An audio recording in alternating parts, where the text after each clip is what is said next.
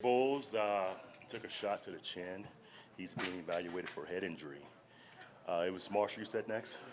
He had a minor wrist injury. He's okay. Hireman did practice that. Hireman has a sore knee, and we're just being smart there. Nothing, no concern. Just being smart for the long haul. How good was it just to get out in shells? It looked like a more reasonable facsimile of football. It felt good. Obviously, football's played in pads, so to put pads on and watch the guys bang a little bit is always fun. And for our running game, and obviously stopping the run, the pads are critical. Vance, Philly Brown in the protocol. Yes, he is in the protocol. It's day two. It takes some time for those things to clear, so we'll see where he's at. But obviously, he had a accident in the weight room, and it's simple as that. Update on Marcus Rios? Marcus Rios got a sore hip. Not bad, but it's day to day. Emmanuel said yesterday he reached out to Carlos to Yes. see what's going on with him. Have you heard anything Yeah. else? Lots of guys have called Carlos. Coach Zach's been calling him. I've been calling Carlos. His teammates have been. Obviously, he's having some family issues he's working through, and it's really his timeline. I mean, he can return anytime he gets ready to return. So it's on him. But his guys are supporting him. The coach is supporting him. So we're looking forward to having him back. Has he given you any indication of when that might be? We've had some conversations about other things in football. He's not ready for football right now, so we're not talking about football a lot. But we're doing a good job as a team of checking on him on a daily basis. Quandro did fill in for Bowles at left tackle. Yes. What kind of offseason in camp so far? He's had a good offseason. He came in great shape. I mean, he's a big man, but he came in great shape. He's been healthy. He's been an NFL starter in this league, so we'll see where he lands. But again, we've got major competition, at every position, so he fits in that category. I'm sorry. What did you see from Jared Valdir his first few days on the field? Well, I'm not surprised he can block his guy. He's a smart guy. He's long, so he's hard to beat. Once he sets and he's right in his posture. But I'm not surprised. He's a good player. Obviously, it's still early. We have to make sure he's healthy for the entire season. But he does add a player that has played at a high level at a critical position for our football team. So it's good to have him. If Bowles misses an extended period of time, do you envision honing in on Quandro or kind of rotating guys around there left? Oh, we'll see. I'm not sure. With Bose's injury, how long he's going to be out. We'll see about that. We've heard a lot about how the rookie class has matured. How is that kind of taken over the playbook? Have you seen them kind of grasp the offense or the defense the same? Yeah, it's tough on rookies. I mean, we had a rough day today with some of our young guys. The more you practice and the more you install, they have to study more. And we had some guys today that struggled with their assignments, and that's all rookies. Even the really mature ones, they got to understand it's first, second, third down, it's punt team, it's punt return, it's kickoff. It's a lot that goes on, with being a football player. So the more we put in, the more we practice, the more they have to study, and that's a deal with all rookies. You had great insight on head coach before you brought him here. Now in year two, what is the expectation? Because it seems like he not overachieved, but he certainly exceeded expectations. What do you expect from a guy in his 13th year now? To play at a high level. I mean, he's healthy.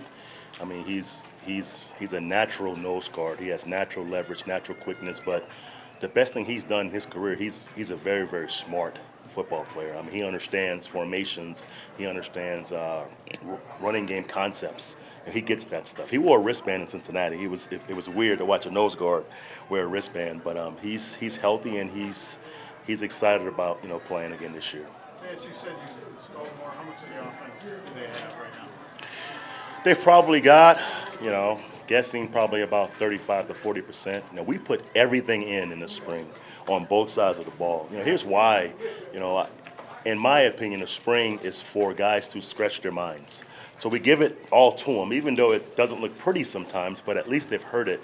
That way in the fall, you're in week 8 or 9, you're not reinventing the wheel for players. You may not call those plays until week 8, but at least they've heard them. If they've heard them, they can get it during the week. If they haven't heard it, it creates anxiety for players, and it makes them nervous, and they don't get it right. But, our install is heavy, just because we want a big library, so we can survive the season without reinventing the wheel week 8, 9, 10. Lee, how much does Yes. practicing in shells today prepare to put on full pads tomorrow? It's no different. It's no different. I mean, the game's played with the helmet and the shoulder pads. The bottoms are for, I don't know what it's for, I guess your thigh injuries and knee injuries, but it's no different. You know, we're going to still be smart. We're not taking guys to the ground, but, you know, still being physical. So it won't change much tomorrow. You see everyone in pants tomorrow, obviously, with their pads in their pants. Anytime we're full pads, it's like game day. Every pad's on, mouthpiece, chin straps buckled. So it'll look different, but as far as what they're wearing, but the practice shouldn't look that much different as far as the physical part of it. Are you more or less looking at reserving further judgment on guys until Wednesday after practice, after 2 days in pads? You've seen as much as you're going to see for now out of pads, and Yeah. no matter who we're talking about, Right, these are right. veterans. Yeah. You want to see that transition over the next 2 Absolutely, days. absolutely. I mean, it's a grind, you know, and that's a major part of being an NFL player. You know, some guys can't handle the grind. You know, so as camp moves on and you put pads on more often and it gets physical and guys get sore, some guys make their move. You know, a guy with less ability may have the mental capacity to make it through the soreness and the tough days and makes his move. You know, and a guy with talent who don't have that, he moves down the depth chart. So absolutely, I mean, it's going to change 4 or 5 times because of the grind and the pads being on. It's football. It's tough. Yes. Azani working with the punt returners. Yes. Can you talk about the thought there and what kind of advantages that gives you guys? Well, most receiver coaches work with the punt returners because, I mean, it's usually his guys, and it's about catching the football first and possessing the football. He's done a good job. I mean, he is a detailed coach. So if anyone's doing that job, it should be Zach because he is a no-nonsense, detailed guy, and he's on every day. And, you know, I mean, you've got 3 of his guys back there, so it's a good deal for him to coach our guys. That's obviously, guys, a critical spot for us. And the job of that guy is to catch the football first, right? We've played great defense, okay?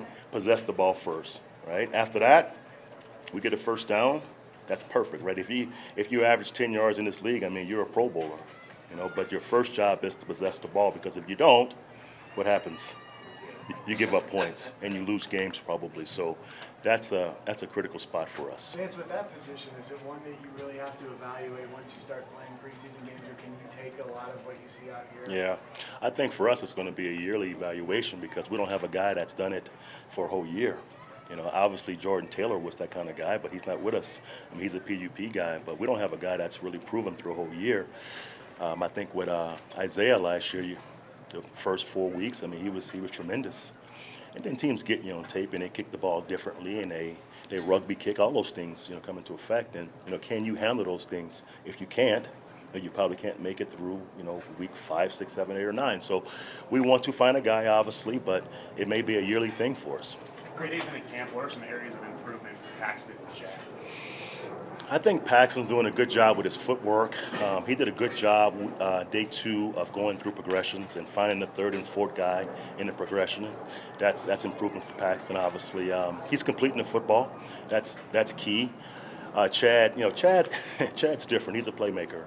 I mean, the dirty to play, you know, if it's a dirty play, he makes it look clean. That's his strength. I mean, he's just a playmaker. So if it looks really muddy, he comes out and makes a play. That's what he does. You know, but they're both playing good. Craig Kraft for a minute, he seems like he's first on the field all the time. He's doing something every day. Consistent.